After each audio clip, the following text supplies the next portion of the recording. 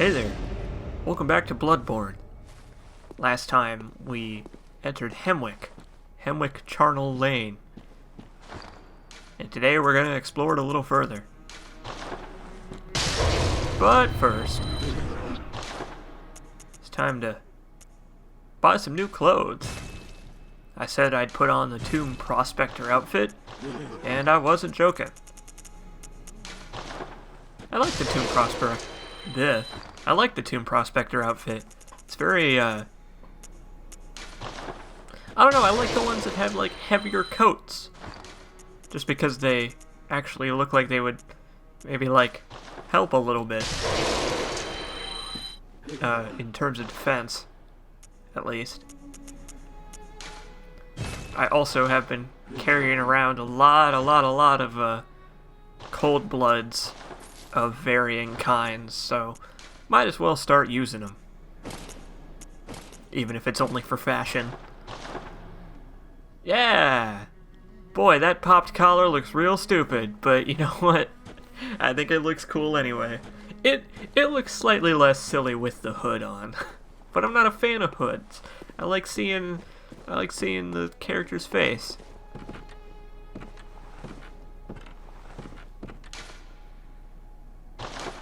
So yeah, we don't have very much else to do here right now besides, I guess, you know, level up our weapons and stuff. One thing about the Tonitrus is that you're going to see me repairing it quite often because it breaks easily.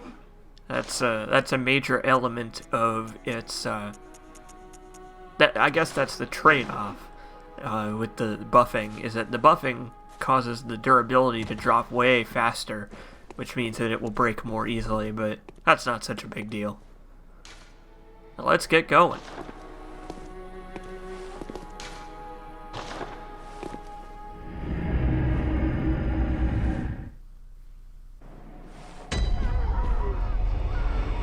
Hemwick Charnel Lane is very interesting because it is one of the first locations that you can go to that has a different appearance for each world state. Because you see, we will continue into the night in Bloodborne, and obviously the lighting in the area will change, as will, say, some of the enemies, a little bit. Oh jeez. And immediately we're getting attacked by the locals. They really just... People are not hospitable in Yarnum. That's what I'm learning. People really just want nothing to do with you.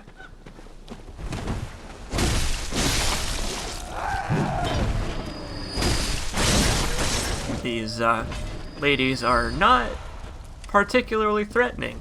They're really just an alternative version of the standard Yarnum townies, really. You also can roll into them to stumble them, which is weird. I don't know why, but hey, you can. Let's talk to the locals. Well, after I pick up this item. See what this place is all about. Anyone home? Do you hear the graveyard murmurs? Then it's almost time. Oh, I can't wait. I just can't wait.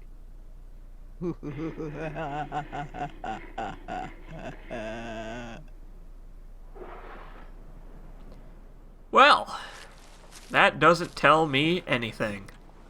Cool. Charnel is not a made-up word, by the way. A charnel is a real thing.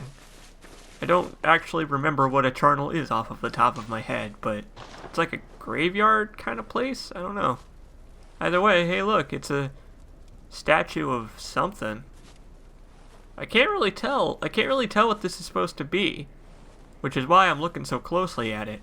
It looks kind of like Vicar Amelia a little bit, but also like one of the ladies. I'm not really sure. Very strange. I believe a charnel is where bodies are stored before they are buried. Or like bones or something like that. I'm sure someone will tell me in the comments or in the thread.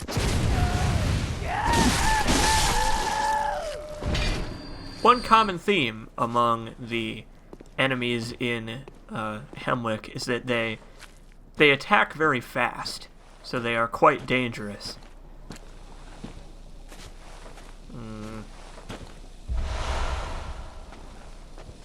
Well, okay, by themselves they're not dangerous, but in larger numbers they can be. Also, they can throw Molotovs if they're far enough away, which actually does add quite a bit of danger because the Molotovs, if you're not wearing proper equipment, they hurt. They hurt a lot.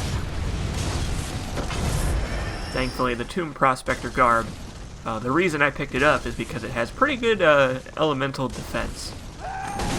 The Tomb Prospector garb is the outfit worn by hunters that enter the Chalice dungeons to plumb their depths for loot, or perhaps secrets contained within, secret forbidden knowledge and all that crap. And if you're gonna go around exploring dungeons, well, you need some pretty good loot. You know, you gotta look fashionable, but also be practical.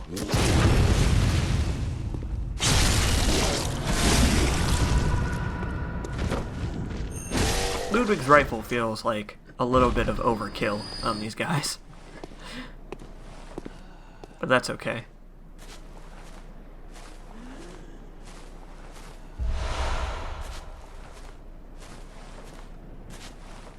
I wonder what this place smells like. I know I've wondered that before about places in Bloodborne, but like, this place looks especially gnarly. Like like we have left civilization, it seems, for dirt roads and like steam, just random steam. It's gotta smell terrible here. It's like everything is like a fresh corpse. And hey, look, we get a really interesting view of Yharnam from the outside here. It feels like we didn't go very far away. But yeah, Yharnam is over there on the right, and that's Cathedral Ward on the left.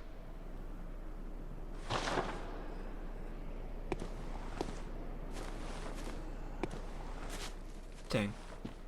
It looks a little bit different off in the distance, which you might notice. There will be a couple times in this game when we get a good look at Yharnam from outside of it, and it looks just a little bit different than it does in like when we're there. A lot more like long bridges than the bridge between Central Yharnam and Cathedral Ward. And I'm not sure why that is, actually. I think it might be because of just like general design differences. Like, it makes Yharnam look more distinctive when it's in that like weird shape that it's in when it's part of the skybox. I don't know.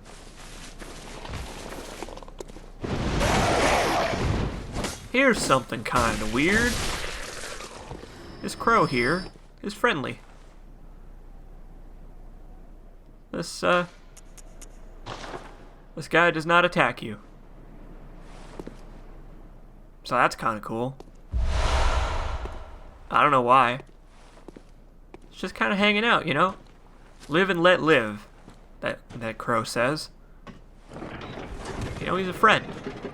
Everybody's got to have friends in this cruel, cruel world that Bloodborne is.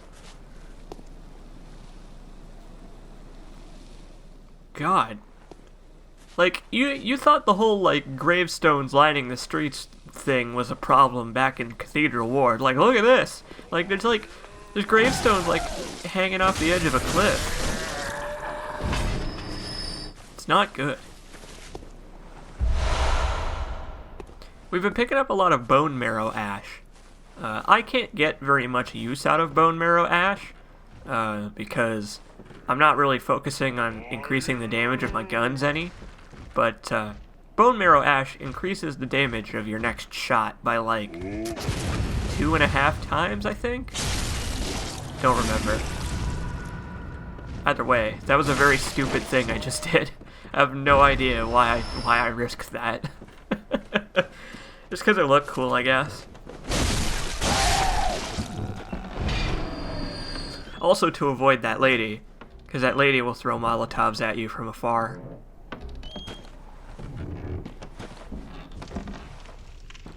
Hey, I've still got the torch. Remember the torch? I remember the torch.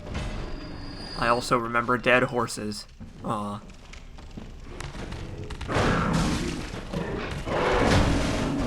These dogs specifically are really like messed up. They just got like jagged metal sticking out of their bodies. It's so gnarly.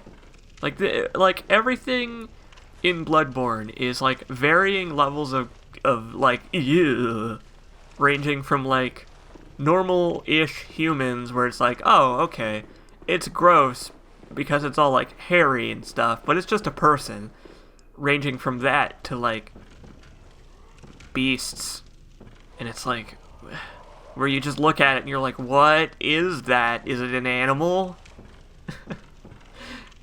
Because I mean, like take the cleric beast for example.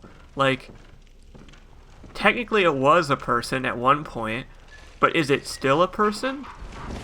Because calling it a beast, I guess, implies that it's an animal, but like, it's not really. It's just a creature that acts like an animal. But then you have ones like Vicar Amelia, where it's like kind of a dog, kinda, sorta. It's kind of canine in appearance. And that's what the beast plague does, really, is it turns humans into kind of like canine-esque monsters. You see, you might notice this, and I will mention this again when it becomes more relevant later on, but there's kind of like two strains of the beast plague going around in Yharnam. There's the canine beast plague kind of thing, like, say, humans turning into, like, the werewolves that we fought in Old Yharnam and all that stuff. Holy crap, look at that sunset. Man, that's gorgeous. Anyway, there's like a canine kind of thing, and then there's more like a... just creatures, like the cleric beast. There's like two distinct versions, like two distinct mutations people can take on. One where you just kind of turn into like a wolf creature, and then another where you kind of retain your human appearance a little bit. It's very interesting. But yeah, man, that purple, that is a good looking purple. Like, this game does not use purple very often, and when it does, like, it certainly stands out. Especially among that, especially when it's among that castle in the background. Very, very weird looking castle. I don't know how that was a parry, but I'll take it.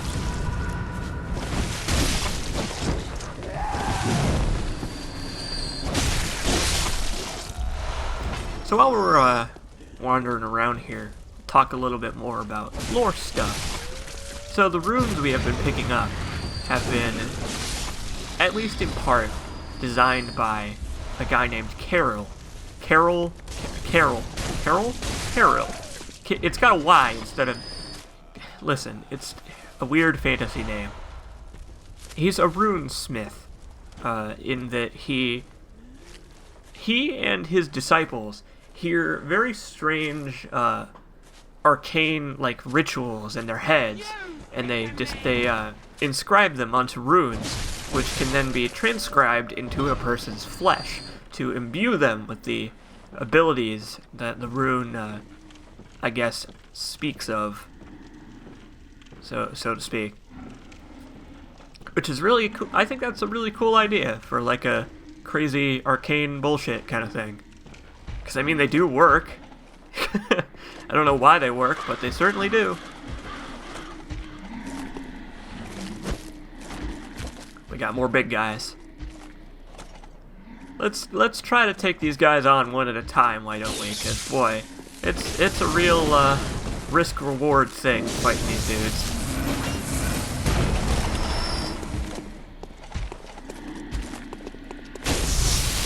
this is a pretty good place to grind for souls pretty early on in the game.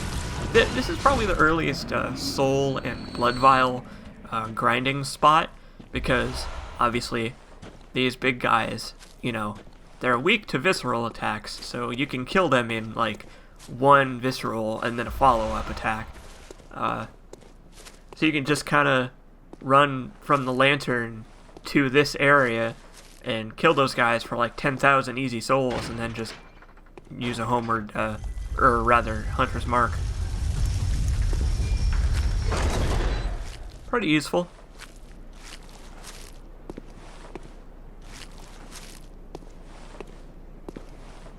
Boy, look at all those crucified people. It's so grisly. Hammock Charnel Lane has some very interesting architecture. It's, I like it because it combines the design principles we've seen so far of Yharnam, you know, pointy buildings, archways, all that crap, with a more traditional, like, voodoo kind of, like, aesthetic.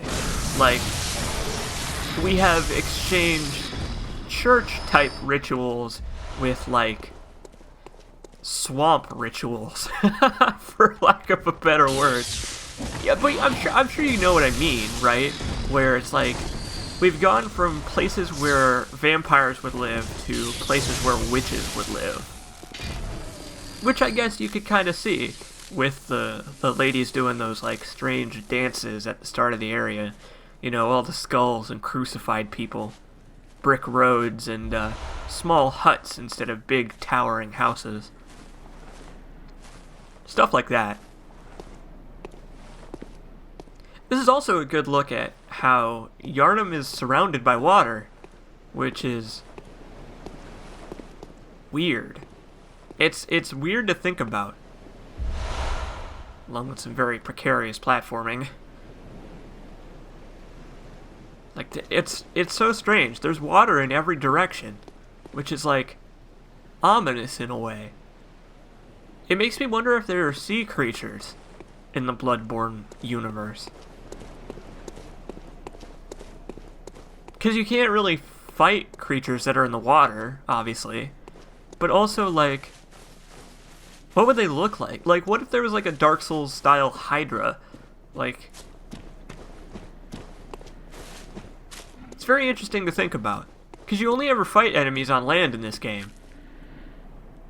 There aren't really any, like, water-based enemies. Because there's no water.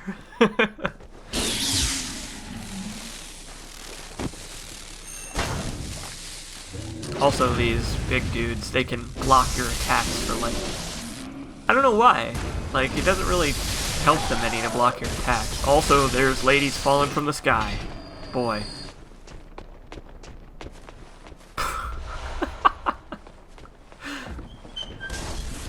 Great. By the way, we have started picking up different kinds of gemstones. So there are 4 different types of gemstones in this game. There's radial gems. Oh no, my Tonitrus is almost broken. Ah well, we'll deal with that some other time. There's radial gems, which we've been picking up so far. Triangle gems, one of which we just picked up. Sickle-shaped gems. We picked up one in the last episode, or maybe the one before that. And droplet gems, which are circular. And they all do different stuff, but generally sickle ones are the most useful, I've found. The reason I bring this up is because they all fit in different slots. So I don't think we have a weapon with a triangle gem slot on it right now that I can use. So certain gem types are more versatile than others, which are only used for, like, special weapons and stuff like that. Oh boy. Wonderful.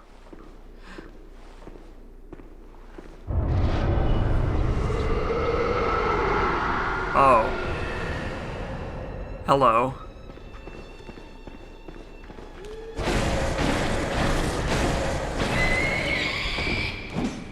This thing does not really seem like a witch. I don't know. This creature does not seem very witchly to me.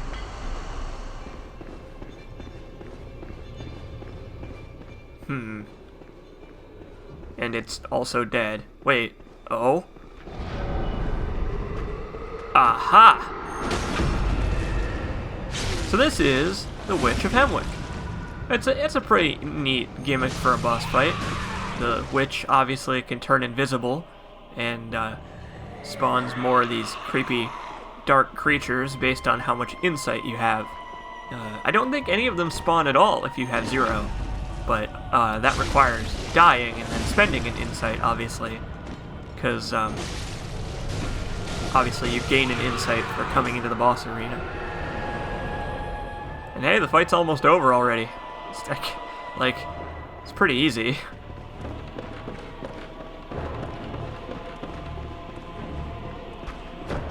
It gets more hectic if you have more insight.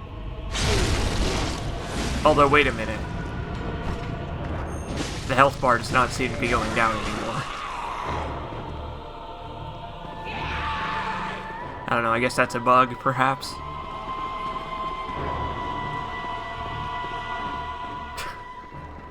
Are you buying it? I don't know. Maybe you have bought me playing dumb. I don't know. The gimmick to this fight, of course, is that there is more than one witch. So, you know, it's honestly not that big of a challenge with the 2 witches. Again, it's more hectic based on your insight. But the second stage of the fight, where the witches start being able to stun you, that gets a little tricky, because then the dark creatures will surround you and start beating on you. And things get quite a bit more dangerous, because the witches can revive each other if you let them go for too long. Overall, though, not that hard of a fight. Although it is a pretty cool gimmick. But yeah, in addition to coming in with 0 insight, you can also make that fight a little bit easier by using the torch. Because the torch has like a weird lighting interaction with the witches, where it will make you able to see them from further away, which I don't know if that's intentional. I really can't tell. I'm really not sure. But the reason that I brought up the Carol runes earlier is because up until now we haven't been able to assign them to our character because we don't have the proper tool to do so in the Hunter's Dream. Well, it turns out that the witches had kidnapped a disciple of Carol, or perhaps Carol himself. We actually don't know who this corpse belongs to, who this used to be, but now we have the ability to assign runes to our character, because we have gotten the Rune Workshop tool. So that's cool.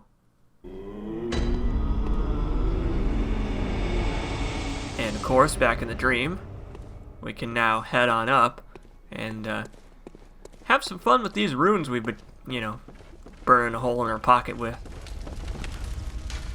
First, though, let's repair my Tonitrus, because, ugh, look at that damage penalty.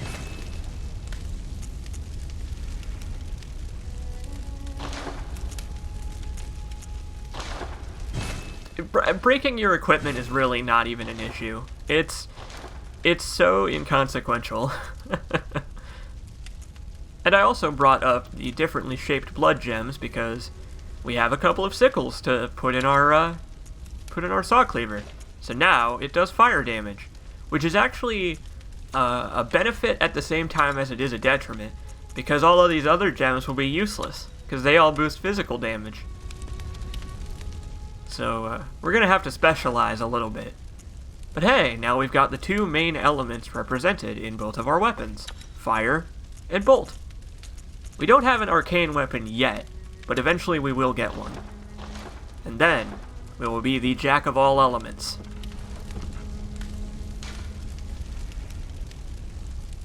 In addition, we have a bunch of runes we've been carrying around, and they all do pretty fun stuff.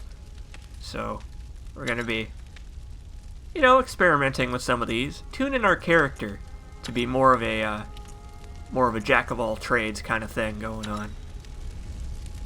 The blue slot on the right is reserved for covenant items, but we haven't met anybody who wants to put us in a covenant yet, so we don't have any of those. So Hemwick was a dead end. What now?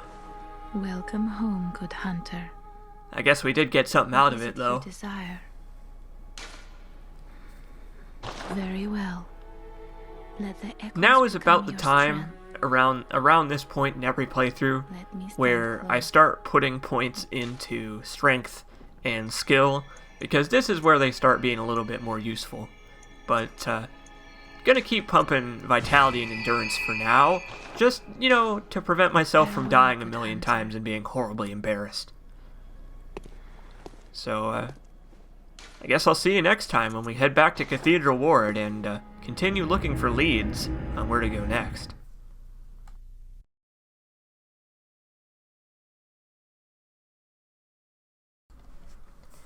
Hemwick is a district of Yharnam separated from the rest of the city by a small cave. It is the dumping ground for Yharnam's bodies, both old and diseased. In case you're like I was when I played and have no idea what a charnel is, a charnel house is a place in which bones or bodies are deposited. Note that doesn't mean buried, either in real life or in the game, as evidenced by the piles of skulls and corpses lying everywhere and attracting flies. The bone marrow ash we've been picking up that enhances our firearms comes from bodies burned in Hemwick. Before we arrived, it was locked, completely closed off to the public to prevent the beastly scourge from infecting its citizens. Interestingly, it seems to have actually worked. There are no beasts to be found in Hemwick, not a single one. The citizens are hideously deformed in the Innsmouth kind of way, as is the rest of Yharnam, but the beast plague seems to have completely passed it by. Instead, something arguably worse has taken root in its place. A pagan cult devoted to the arcane sprung up at some point, born of a misunderstanding of the church's interest in the forbidden knowledge. The Healing Church uses body parts as ritual items in their chalices, which we've been picking up for the whole game by now. Infected blood, bloodshot eyes, yellowed backbones, and diseased organs. Eyes are very important in Yharnam. We know a little bit about why that is by this point, but the key thing to keep in mind is that every faction has a different idea of how to achieve the enlightenment that they all seek. The witch, or rather witches of Hemwick, seek absolution of some kind. While the church is clinical and studious, the inhabitants of Hemwick have become fanatical zealots. They worship the forbidden knowledge that keeps all these religious nuts entertained. They receive bodies from the rest of Yharnam, take out whatever they want, and then what? Caskets and gravestones are absolutely everywhere in Yharnam. They've been sitting around in every location we've visited so far. Sometimes you can spot gravestones that are pushing out of the ground in the city streets like weeds. All these corpses have to go somewhere, but they're not buried. So what do the inhabitants of Hemwick do with them when they've finished stripping them for parts? Keen-eyed viewers might already know the answer, but if you don't, it's fine.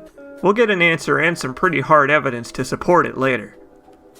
As for why they want these body parts so badly, enter Carol.